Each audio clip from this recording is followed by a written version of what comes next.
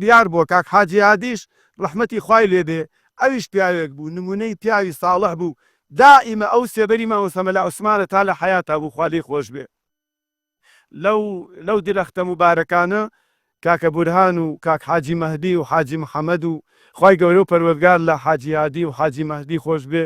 و لە کاکە بورهانیش خۆش بێ و خوای گەورە تەمەنی کاک محەممەد بەردەوام کا لەسەر دین و ئیمان بەردەوام بوون. مامۆستا بورهان 2006 تا ئێستا لەسەر کورسیە نەخۆشە لە 2006 ئیتر نەخۆشە و توانای نەبووە عادەتی دێتە ناو بازار و بگەڕێ و ئەولا بکە ئەوەی کە چوو بێ بۆ لای سەری لێدادێ بینیوێتی